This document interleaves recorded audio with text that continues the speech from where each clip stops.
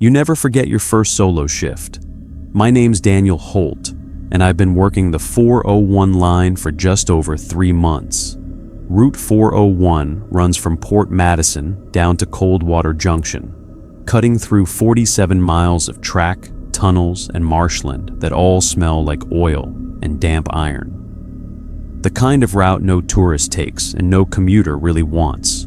It's the graveyard shift of rail work, quiet, predictable, and, if you ask dispatch, easy money for a steady man. That's what I told myself as I clocked in at 11:47 p.m. The depot lights buzzed overhead, the air stank of diesel and cheap coffee, and my breath fogged slightly even though it was early autumn. The night shift always had that stale chill, like the air itself hadn't been replaced in years. Inside the break room, the fluorescent lights hummed over a corkboard filled with safety notices and faded Christmas party photos. I poured myself a cup of coffee from the pot that had clearly died 2 hours ago. It tasted like copper and cardboard, but it kept me awake. "First solo?" the yardmaster asked, stamping my departure papers. "Yeah. Guess they finally trust me not to crash the damn thing," I said, trying to sound casual. He snorted. "Trust? Nobody trusts the 401. We just take turns riding it." I thought he was joking until he handed me the route manifest. It was thicker than usual, pages stapled together, carbon copies of carbon copies, with smudged signatures from conductors I'd never met. I flipped through the sheets, scanning the usual safety rules: emergency brake procedures, evacuation codes, electrical hazard protocols. But tucked near the back was a separate page, yellowed and stapled crookedly onto the rest. At the top, it read in typewriter font, "Supplemental Directives, Route 401, Nightline." 7 rules were listed, but only one jumped out at me because it looked handwritten instead of typed. 7. Do not call out the dead. The handwriting was faint, the ink slightly smeared, but someone had underlined dead twice. I chuckled, assuming it was some tired joke from an older conductor. There's always gallows humor in this job, stories about phantom riders or ghost signals that dispatch can't clear. We all have our ways of killing boredom at 2 a.m. I slipped the manifest back into my folder and boarded the train. Inside, everything smelled of vinyl, grease, and last week's spilled coffee. My train, Unit 244B, was a 7-car consist, older than most, with scratched windows and flickering lights. You could feel every vibration through your boots, like the floor hummed with a slow, steady pulse. My engineer, Paul, was already in the cab when I climbed aboard. He was the kind of guy who'd been working the rails since before I was born. Wiry, sunken eyes, nicotine-stained fingers. He didn't talk much, just grunted in greeting and handed me a clipboard with the departure checklist. "Ever ride 401 at night before?" he asked. "Only as trainee." "Looks calm enough." He made a sound halfway between a laugh and a cough. "Yeah, calm. Just keep your head down, Holt. Stick to the procedures, even the stupid ones." He didn't elaborate. Nobody ever does. We rolled out of Port Madison Station at 12:05 a.m. sharp, the steel wheels clattering in rhythm like a heartbeat under the floor. I walked the aisles as part of my routine check. Tickets, lights, door latches. About a dozen passengers in total, a few construction workers, one old woman with a caged bird, and a college kid asleep with headphones on. Everything was normal, almost soothing. Outside the windows, the landscape blurred into streaks of dull silver and black, the marshes catching light from the passing signals. The train's hum mixed with the faint hiss of the brakes, the occasional groan of metal under pressure. To most, that sound was unsettling. To me, it was peace. I reached car B, clipboard in hand, and began noting the seat occupancy. That's when I saw it, seat 9B, empty. But there was something strange about the seat fabric. A small dot, black and sticky looking, right in the center of the cushion. The kind of mark you'd get if someone dripped ink or blood or something darker. I rubbed it with my glove. It left a faint residue, like ash mixed with oil. It didn't smear, just transferred slightly onto my palm. I made a note. Seat 9, B stain. Possible maintenance issue.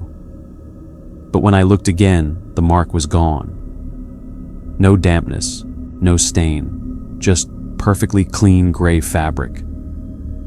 I stood there for a few seconds, listening to the hum of the carriage. Somewhere near the end of the car, the old woman's bird fluttered violently in its cage. Then, as if nothing had happened, silence. The rest of the run to Rivergate Station went quietly. I checked tickets, logged minor issues, filled out a cooling report on one of the cars. But every time I glanced down at my glove, that faint gray smear caught the light. It looked like soot, or something worse. Paul radioed from the cab. "Holt, you got that manifest on you?" "Yeah, why?" "Check page 5. You see that weird 7th rule?" I hesitated. "You mean the dead one?" "Yeah. Don't worry about it. Just, if someone talks to you and you didn't see him bored, keep walking. Don't respond. Simple as that." He cut the line before I could ask anything else. The words echoed in my head as I finished my sweep. If someone talks to you and you didn't see them bored. At Rivergate, we stopped for 3 minutes. A few passengers disembarked. A couple more got on. The platform lights flickered, a common issue probably. But as the doors slid shut, I noticed something through the window reflection. Seat 9B, occupied. A man sat there. Or maybe man isn't the right word. His clothes were old-fashioned. Wool overcoat, hat pulled low, like something out of a 1940s photograph. His face was turned away, but there was something off about the way his shoulders moved. Stiff, mechanical, as if his body was remembering how to sit. I glanced at my log. Seat 9B had been marked empty since departure. No one boarded that seat at Rivergate. I approached slowly. "Evening, sir. Ticket, please?" No answer. He didn't move. The air near him felt colder. The smell different, like burnt ozone, mixed with a faint scent of wet paper. I cleared my throat and repeated, "Ticket, please, sir." That's when he turned his head, just slightly. Enough for me to see that his eyes weren't reflecting the light at all. Just dull, matte gray. And then he smiled. Not wide, not menacing, just tired, sad, as if he'd been waiting to be noticed. "Don't," he whispered. "What?" But the lights flickered, and the seat was empty again. No man, no sound, only that faint smell of smoke. When I got back to the cab, I didn't mention it to Paul. He was already busy monitoring the gauges, the rhythmic clicking of the switches filling the silence. At 1:17 a.m., we passed the Marrow Tunnel, the longest stretch on Route 401. Normally, it takes about 4 minutes to clear. This time, it took 8.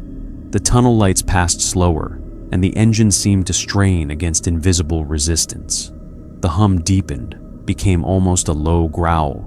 When we finally broke out into open air, Paul muttered, "Damn thing always drags in that tunnel, like the track don't want to let go." I nodded, pretending not to notice that the clock on the console had jumped backward. 1:09 a.m. again. A lost 8 minutes. By the time we reached Coldwater Junction, the passengers had thinned out to a handful. I did the final walkthrough. Every seat was empty, except 9B. On the cushion, once again, was that single black dot. This time, I didn't touch it, but I noticed something else, scratched faintly into the plastic panel below the window. just above the seat number. A message, almost invisible unless the light hit it just right. Do not call out the dead.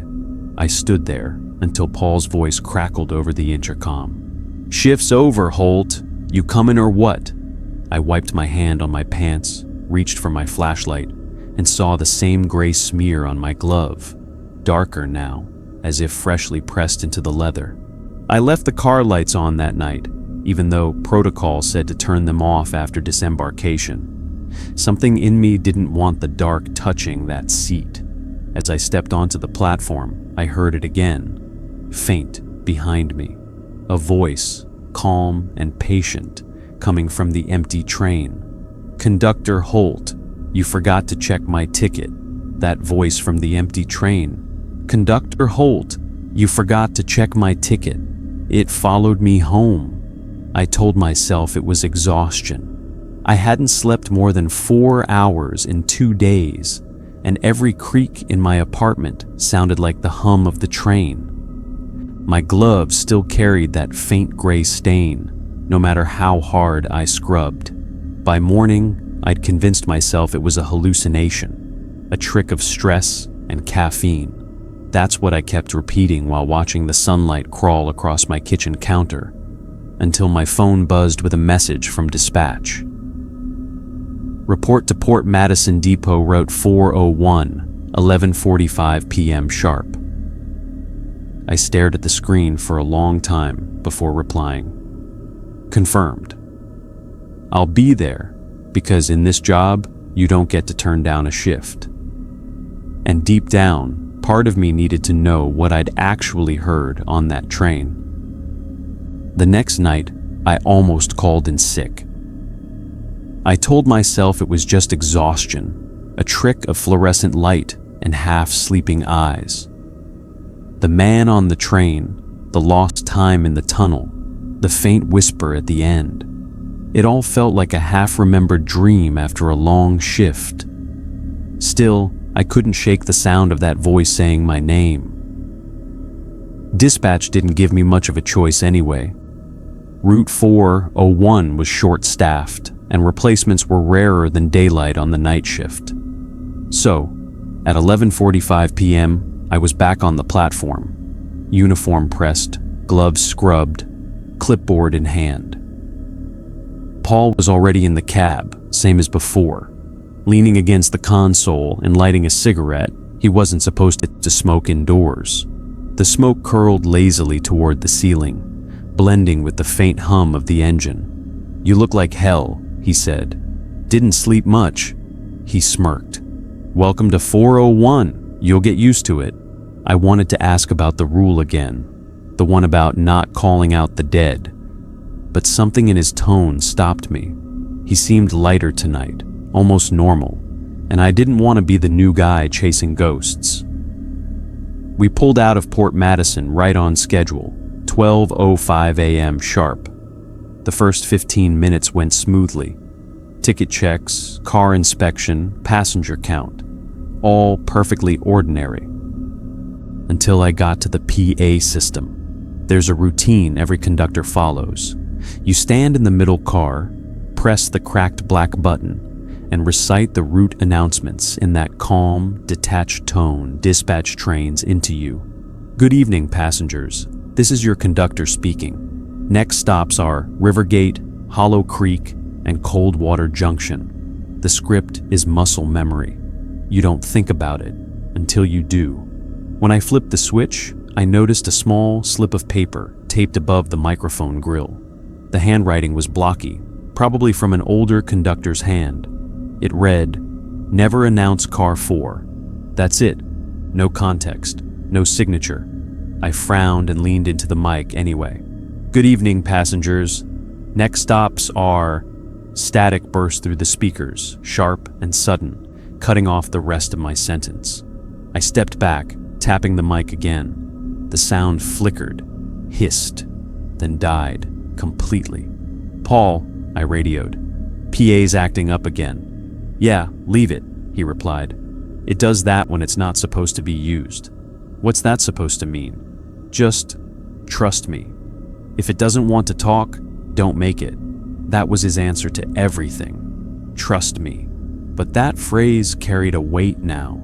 I moved through the train again, trying to focus on the small procedural details. Ticket stubs, broken air vents, overhead lights.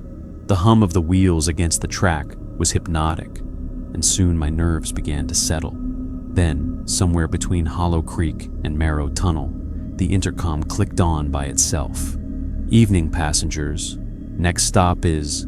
The voice wasn't mine. It wasn't Paul's either. It was flat, distant, like a recording played underwater. I froze in the middle of the aisle. The few passengers still awake turned their heads toward the speakers. The voice continued. "Coldwater Junction. Please remain seated in car 4 until arrival." I glanced down at the manifest in my pocket. Car 4 had been sealed off for maintenance since last week. Empty. No passengers. No lights. I grabbed my flashlight and headed that way. The transition between car 3 and car 4 was darker than usual. The lights flickered with each step, the hum of the engine growing fainter the deeper I went. It felt muffled, like the train itself didn't want me there. When I opened the connecting door, I expected to find an empty carriage, just rows of vacant seats and maybe a maintenance tag. Instead, the overheads flicked on to reveal shapes. Dash passengers, at least a dozen of them, silent, motionless, all facing forward. They weren't breathing, at least not that I could see. Their clothes looked wrong, dated, like snapshots from different decades. A woman in a nurse's uniform from the 60s, a man in a conductor's cap from the old Midland line that shut down 20 years ago, a boy with a paper ticket pinned to his jacket. Each of them sat perfectly upright, hands folded neatly on their laps. Their skin looked dry, almost waxy under the light. And at the front of the car, near the PA speaker, stood a figure. He wore a conductor's uniform. Older model, faded navy blue. He turned his head slightly as I stepped in. "Sir," I managed, my voice cracking. "This car's off limits. You can't be... Announcements must be made," he said softly. His voice was the same one from the intercom. Before I could react, the train lurched violently, throwing me against a seat. The lights blinked off. In the dark, I heard the rhythmic tap, tap, tap of metal against glass, like a pen hitting a microphone. Then, a whisper close to my ear. "Don't speak for them." When the lights came back, the car was empty, every seat vacant. The air smelled faintly of rust and burnt dust. I stumbled backward through the connecting door and slammed it shut, locking it manually. My pulse thundered in my ears. Back in the cab, Paul didn't even turn around when I entered. "Car 4?" he asked. "Yeah. You knew?" He nodded slowly. "We don't talk about that one. Some routes got bad wiring. Ours got bad echoes." "Echoes?"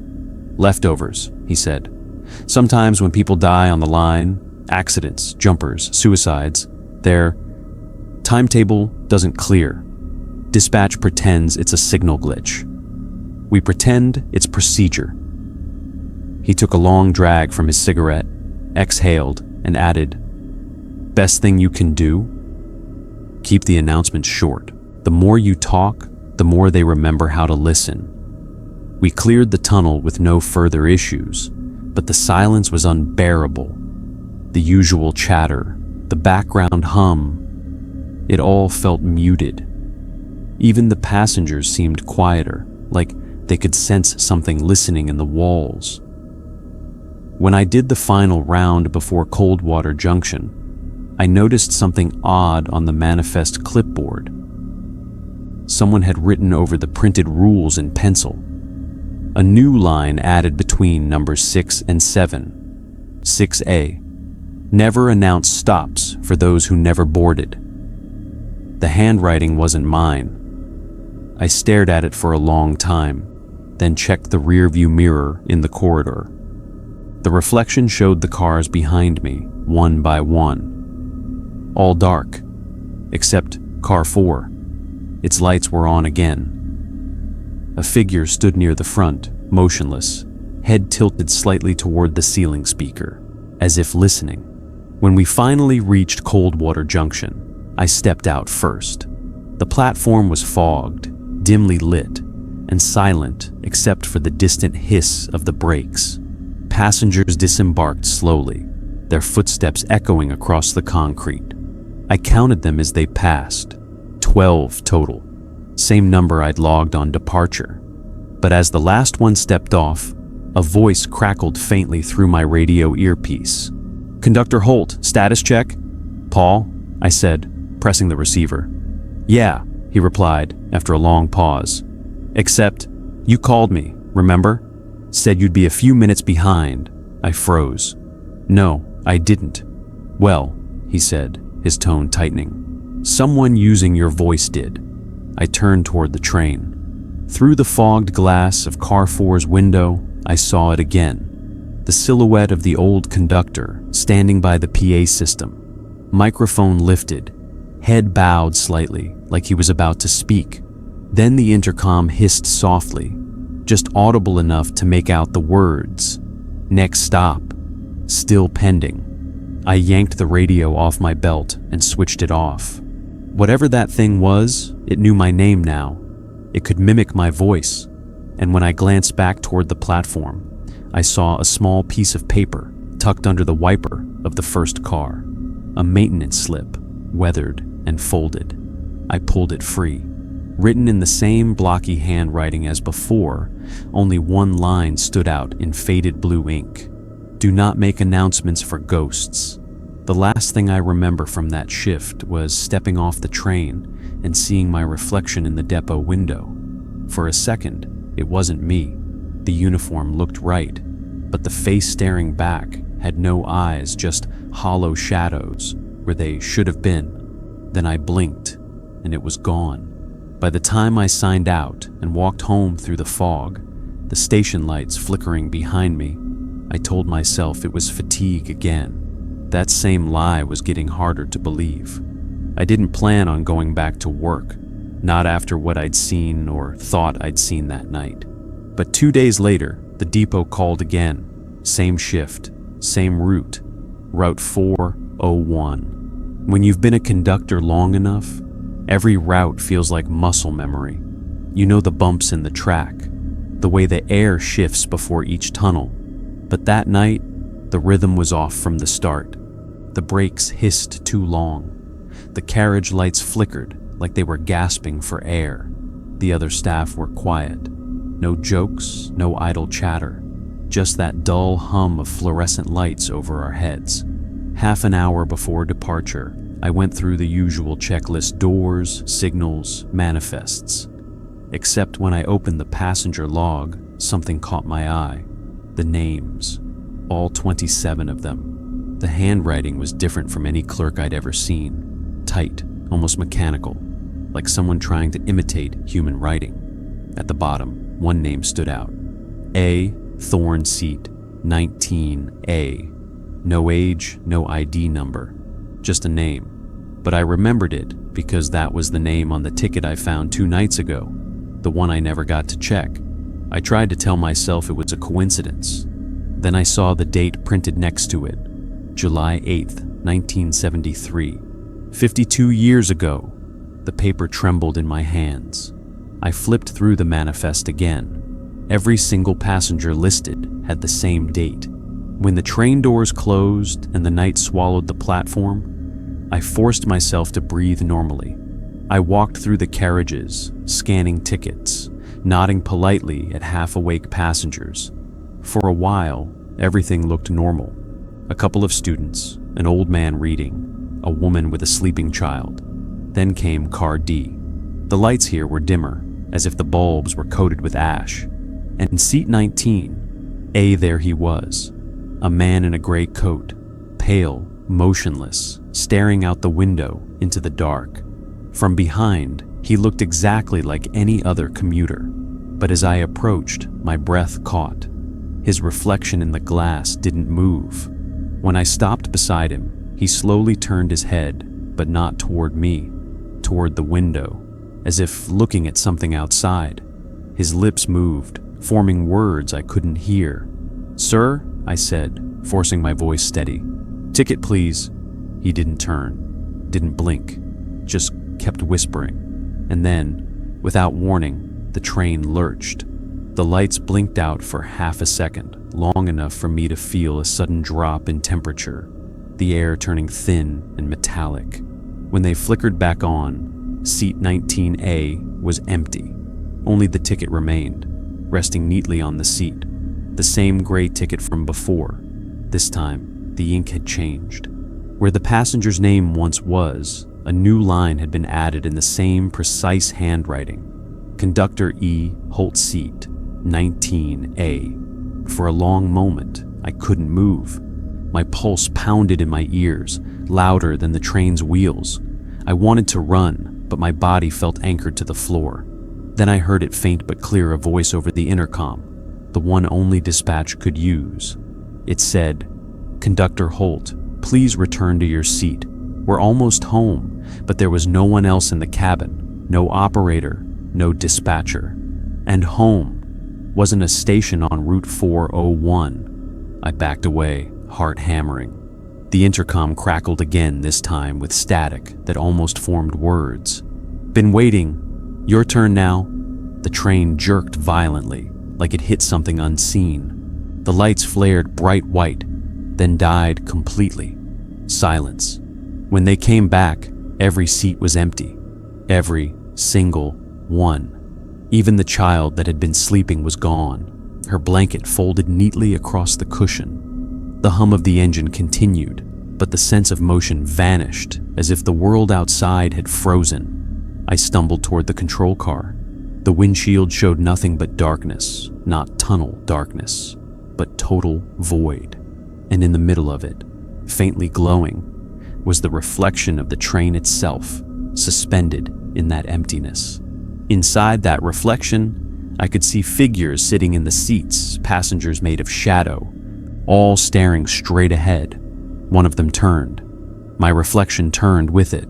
Then the PA system came alive one last time. Next stop, Port Madison. Final stop for all passengers. The train shuddered, slowing without brakes.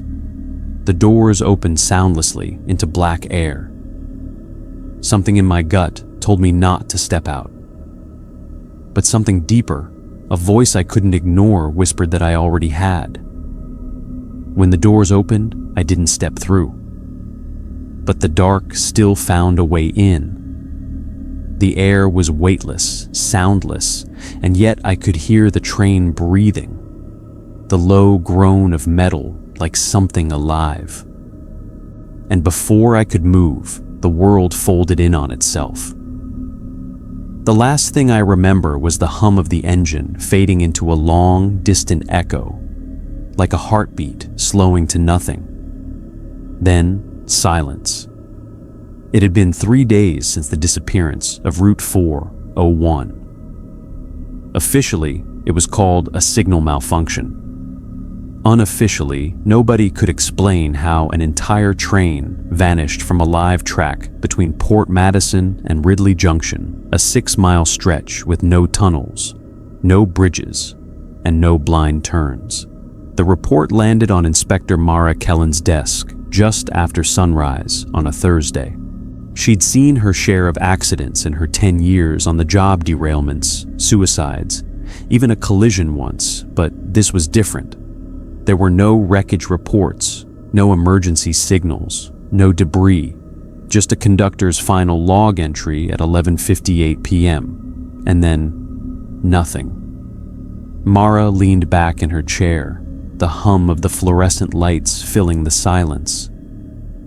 The case file in front of her felt heavier than paper should. The last line of the dispatcher's log caught her attention. Conductor E. Holt acknowledged route clearance.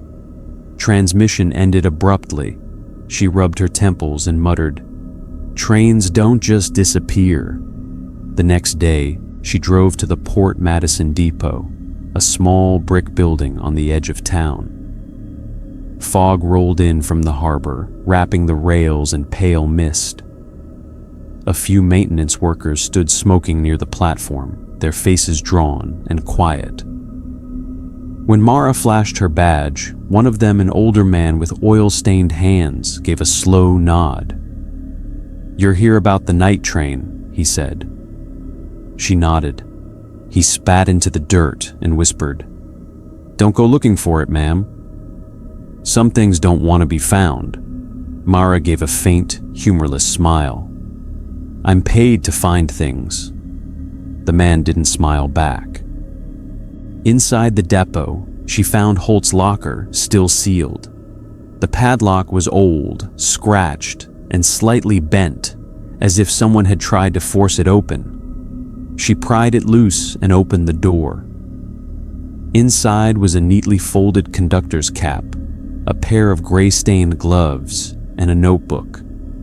The gloves looked damp, as if they had just been washed. But the notebook was what caught her attention. The first half was filled with shift notes, times, routes, passenger counts. Then halfway through, the handwriting changed. The letters slanted, becoming jagged and uneven, the ink pressing too deep into the paper. The last entry read, "Seat 19A again." He keeps staring. "The ticket says my name now." Mara stared at it for a long moment. The paper was cold to the touch. She closed the notebook and slipped it into an evidence bag. By evening, she had the data logs pulled from the control system. According to the signal tower records, Route 401's beacon never left the track. The sensors still showed it moving between stations for 3 hours after it disappeared. Every few minutes, the location would flicker back to the same coordinates. Mile 47.2, an empty stretch of track bordered by thick forest. At 2:37 a.m., the beacon blinked out completely. The next night, Mara returned to the site. The fog was thick again, rolling like waves through the trees. Her flashlight beam cut through the mist, revealing rusted rail signs and patches of overgrown grass. Everything was still, too still. When she reached the marker at mile 47, she stopped. The rails ahead were wet, not from rain, but from something that shimmered faintly under the light, like mercury. And embedded in the gravel beside the track was something half buried, a train ticket. She crouched and picked it up. The paper was gray, its ink smudged but legible. "A. Thorn Seat, 19A." Her pulse quickened. She turned the ticket over. A new line had been written in the same sharp handwriting Holt's notebook described. "Inspector M. Kellen Seat, 19A." Her breath caught. The air around her felt suddenly heavy, as if the fog had a weight of its own. Behind her, something creaked metal, bending softly in the distance. She turned, shining her light down the track. At first, there was nothing. Then, through the haze, faint headlights appeared, twin white orbs gliding soundlessly toward her. The ground beneath her boots vibrated. A low hum filled the air. But there was no sound of wheels, no screech of rails. Just that unnatural electric vibration growing stronger as the lights approached. Mara stumbled back, her flashlight shaking in her grip. The outline of a train emerged, blurred, transparent, its windows glowing faintly from within. For a second, she thought she saw figures sitting inside, rows of silhouettes, motionless. And near the front, behind the glass of the conductor's cabin, a man in a dark uniform. Holt. His head turned toward her, and even through the fogged glass, she could see his eyes, black, hollow circles. He raised one gloved hand and pointed toward the ground in front of her. She looked down. Another ticket had appeared at her feet. Boarding now. The train screeched a metallic wail that made her ears ring, and then it was gone. The fog snapped back into silence. Mara stood frozen, the second ticket trembling in her hand. The paper was warm, like something alive. Back at headquarters, she filed her report. The official record would say she found no physical evidence of a train, no debris, no explanation. But in her desk drawer, she kept the ticket sealed inside a clear pouch gray, slightly pulsing under the light. And every night since, at exactly 11:58 p.m., she hears it. The faint sound of a train horn in the distance. Growing closer, the horn sounded again that night, distant, trembling through the fog. Inspector Kellen stood by her window, clutching the ticket between her fingers. It pulsed once, faintly, like a heartbeat. Then the room went dark. For a split second, she saw something move in the reflection, a man's silhouette behind her shoulder. When she turned, there was no one there, only the sound of brakes screeching on invisible rails. Somewhere, deep in that sound, a voice spoke, muffled but familiar. Route 401, boarding complete. I don't know how long I was gone. Days, maybe weeks. When I woke up, I was still on the train, or something that remembered being one. The cabin lights flickered with a dull, yellow glow. Dust drifted in the air, catching what little light there was, like slow-moving snow. Every breath smelled of cold metal and old oil. Outside the window, nothing but black. Not night, not tunnels, just absence. The intercom crackled overhead. Route 401, now departing, now departing, now. The voice looped, glitching, until it faded into a hiss. I pushed myself up. My head felt heavy, my uniform stiff and damp. The radio on my belt was dead, though it occasionally hissed like something breathing through static. "Hello?" I called, my voice echoing too far down the aisle. For a moment, there was no response. Then a whisper came from the next car. "Tickets, please." I froze. That wasn't me. The door between cars was closed, its glass window fogged from the inside. A shadow moved behind it, tall, thin, wearing the same cap I wore. It turned its head slightly toward me, and the glass shivered. I backed away slowly. My boots scuffed against the floor, and the sound seemed to travel for miles. The PA clicked again. "Conductor Holt, please remain seated until inspection is complete." I didn't sit. I ran. Through the aisles, rows of empty seats on either side. Some still had half-finished coffee cups or folded newspapers. Others were soaked, as if it had rained inside. At the end of the car, I stopped. Seat 19A. Someone was sitting there. The figure's head was turned toward the window, its reflection stretched across the glass like a smear. A faint hum came from it, a low vibrating tone that set my teeth on edge. "Sir?" I whispered. No movement. I stepped closer. The man wore an old-style suit, gray, perfectly pressed, and a conductor's badge pinned crookedly to his chest. The badge didn't say E. Holt. It said a Thorn, the same name that was on the ticket Mara found. His mouth moved slowly, silently forming words I couldn't hear. I leaned in, and my reflection on the window seemed to lean back a moment too late. "You shouldn't have looked," it said. I stumbled backward, but the man in the seat didn't move. Only the reflection did it smiled. The train lurched, throwing me against the seat back. Lights dimmed.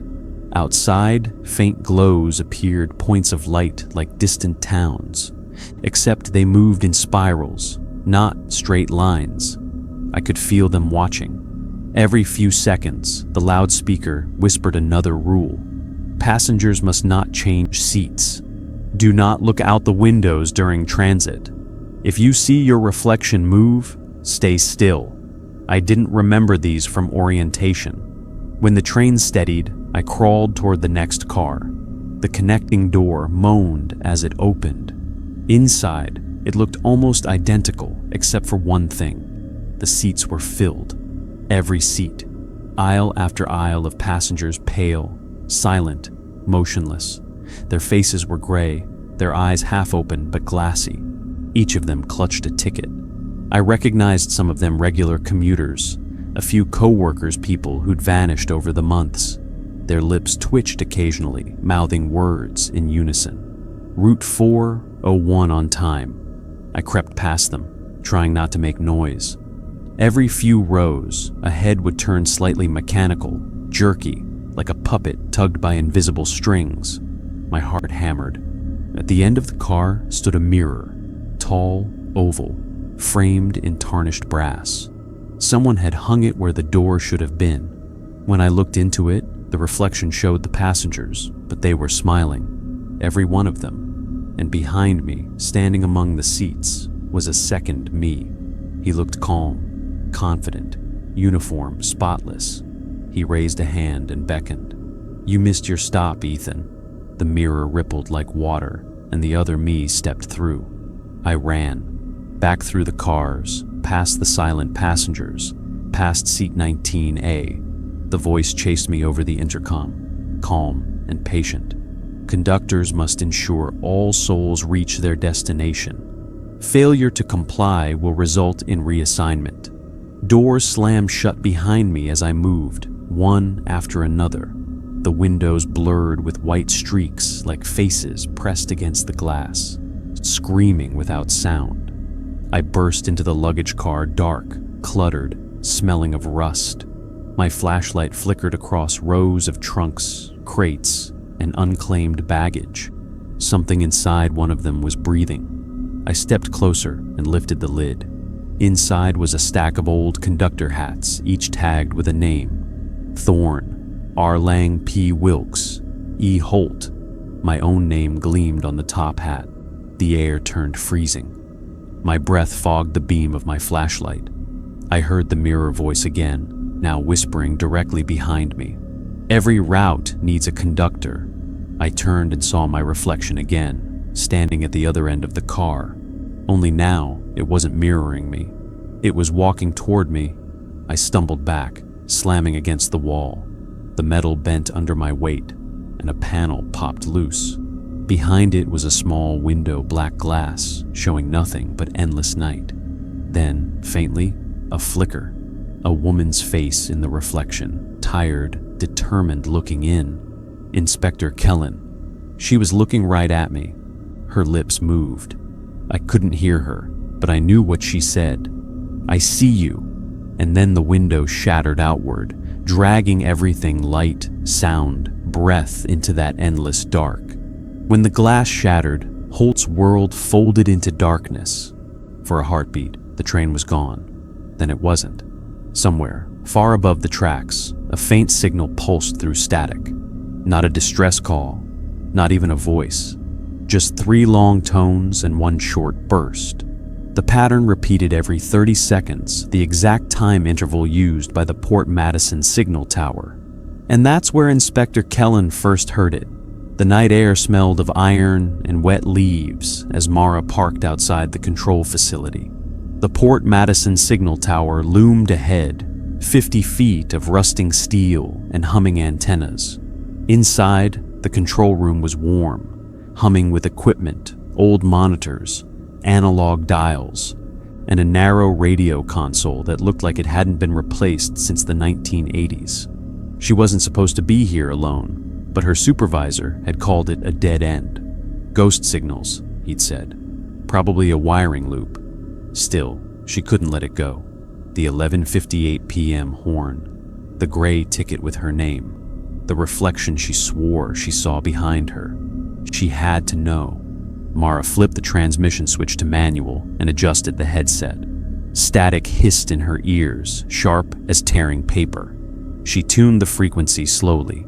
Then she heard it 3 long tones, 1 short. Repeating.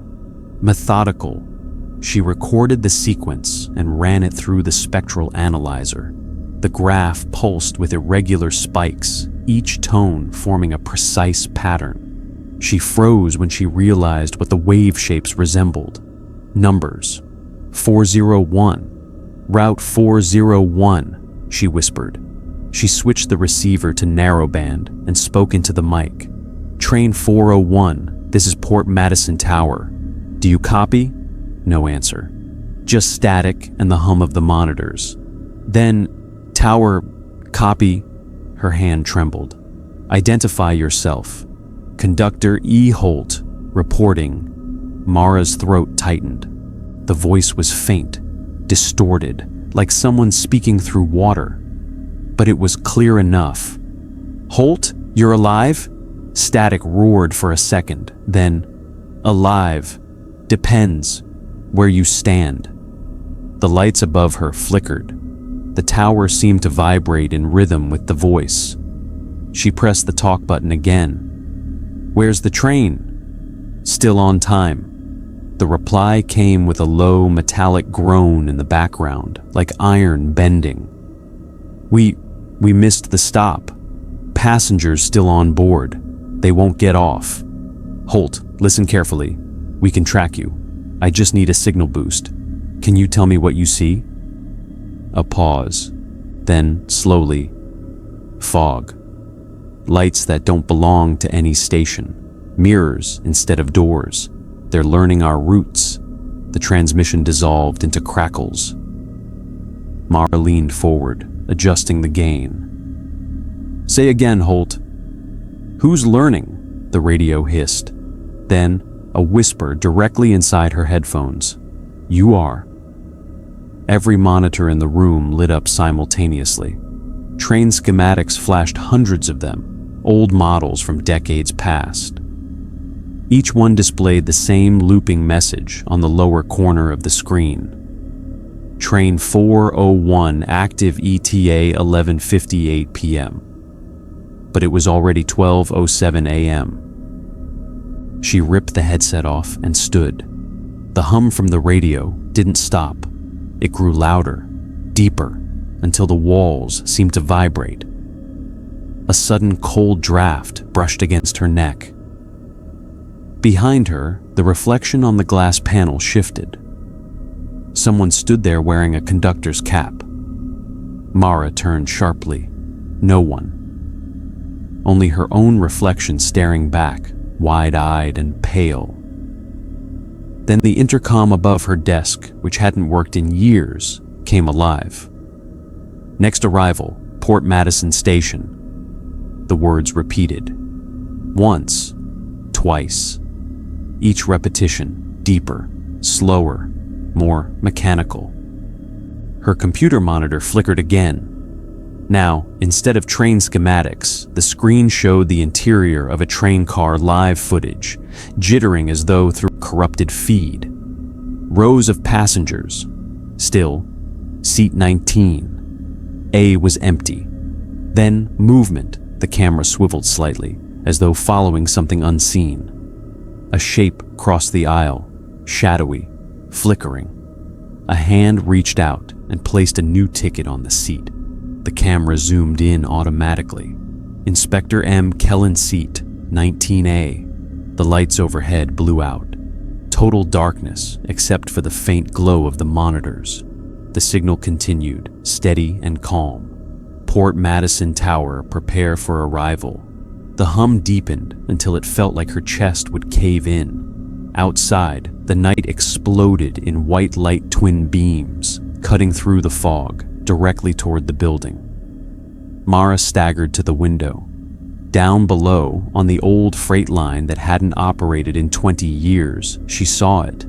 A train, spectral and luminous, sliding silently across rusted tracks. Its windows flickered with pale faces. Every car was full. The horn blared once low and mournful, and the glass cracked under the vibration. Through the fog, Mara could see the front carriage. A conductor stood inside, hand raised in a salute. It was Holt. He was smiling this time. The radio crackled again, final and calm. Ticket confirmed. One new passenger. The last thing she saw before the tower lights went dead was the train number etched across the glass in frost. 401. The night after the derailment, I didn't sleep. I couldn't. Every time I closed my eyes, I heard the screech of the wheels, the metal folding like paper, the sound of dozens of breaths vanishing all at once. The news called it an accident, but I knew better. No one should have been on that train. Dispatch said Route 401 was suspended indefinitely after the last signal blackout, and yet, somehow, it had been moving, with me aboard. The company sent investigators, engineers, even a priest, as if anyone could bless something that shouldn't exist. They didn't find survivors.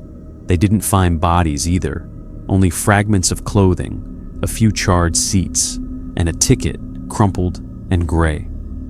The same one I'd seen days before. Seat 9A. When I went back to my apartment, it was exactly how I'd left it, except for one thing. The timetable pinned above my desk had changed. The handwritten note I'd scratched out, Route 401 suspended until further notice, was gone. In its place, someone had written, "One last passenger remains." The ink was fresh, still wet. I dropped the timetable and backed away, heart hammering in my chest.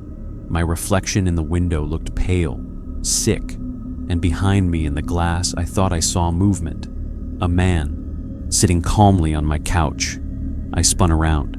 Nothing, just the faint scent of coal and rust hanging in the air. That night, I started drinking again.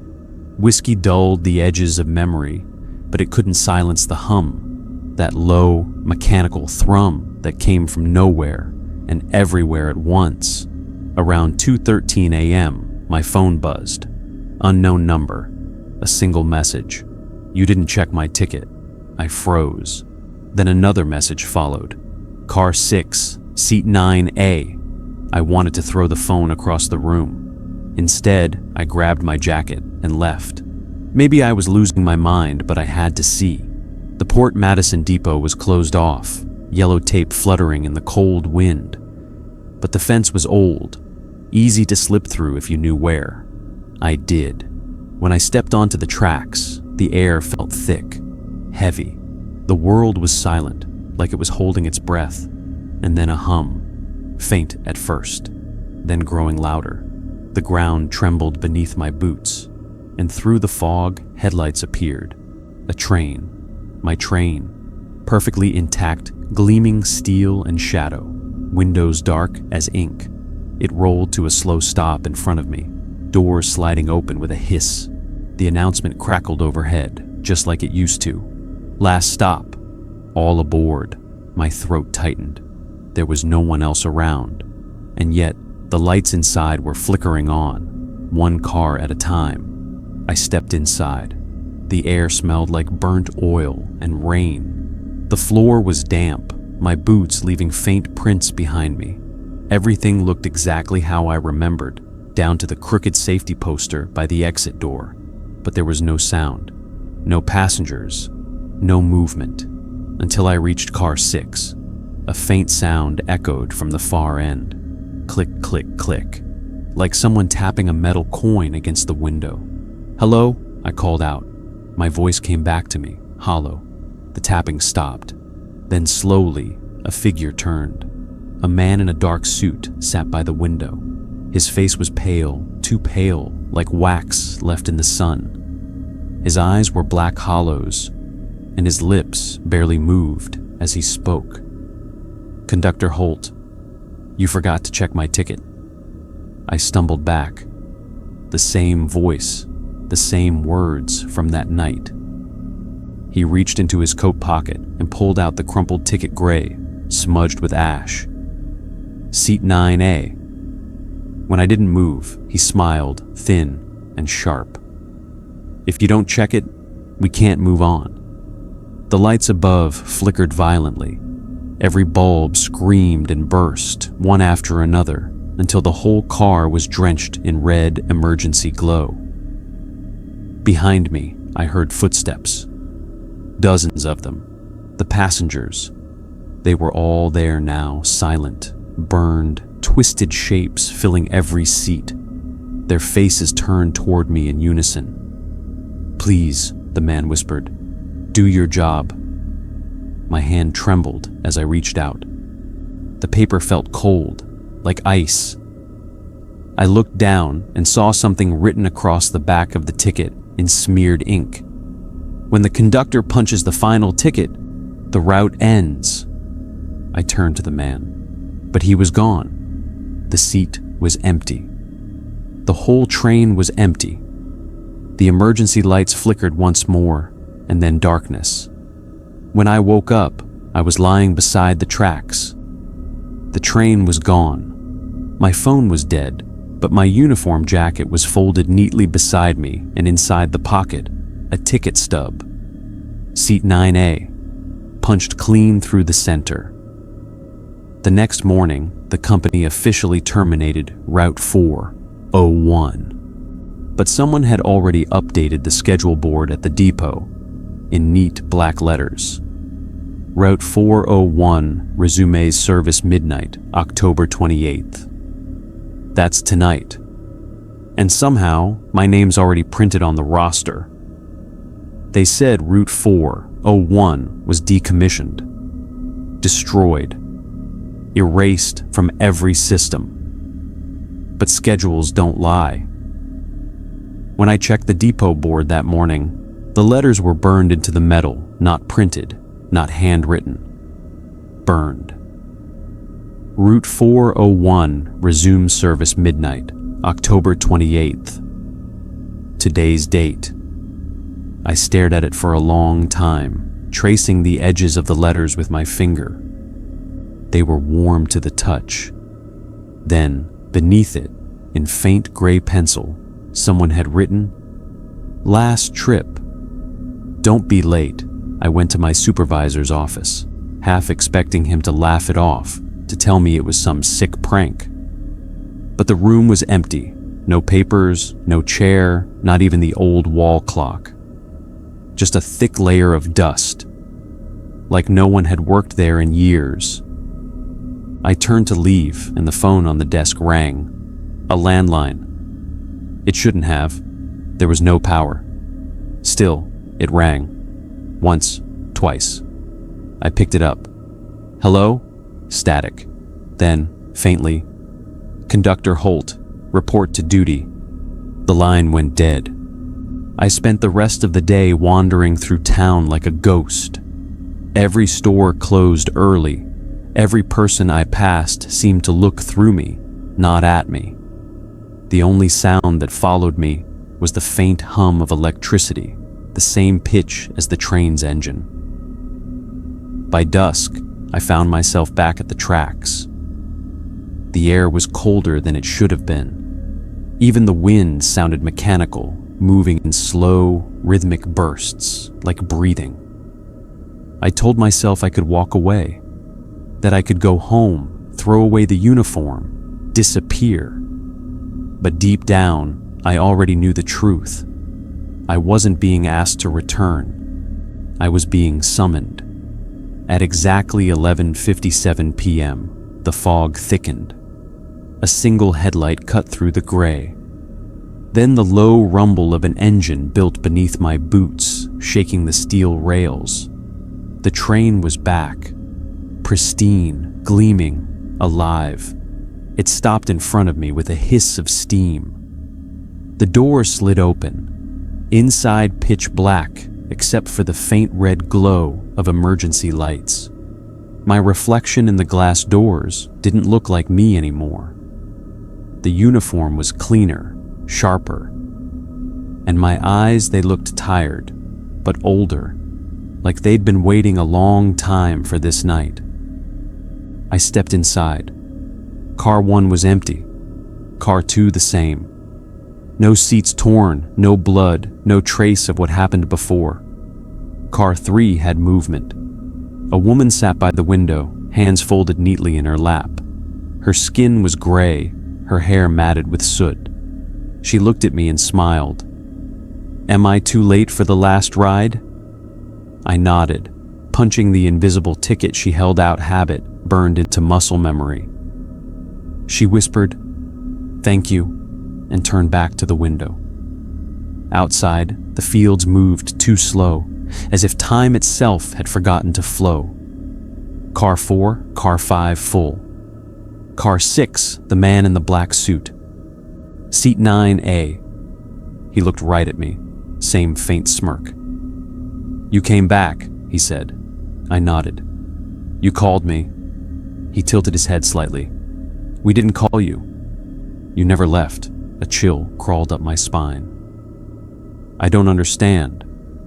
"You punched the ticket," he said, pointing at the stub in my hand. "That means you boarded. You finished your route. Now the line must continue." The train lurched forward. Lights flickered. Windows reflected endless darkness. I stumbled toward the operator's cabin. Car 7, car 8. Walls warped. Shadows whispered my name. "Conductor Holt, punch the final ticket." I opened the control cabin door. And there, in the driver's chair, was me. Or something wearing my face. Expression blank. Calm. "You were never meant to leave the train," it said. It handed me the conductor's ledger, black, cracked leather. "Every passenger must reach the end. Every route must be complete." I opened it. Hundreds of names, times, destinations.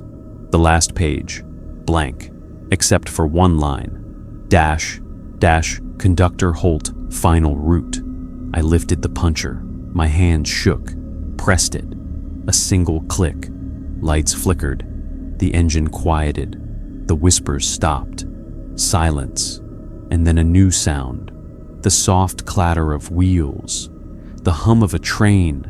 Accelerating. I looked up. Outside the cabin, the windows showed nothing but darkness.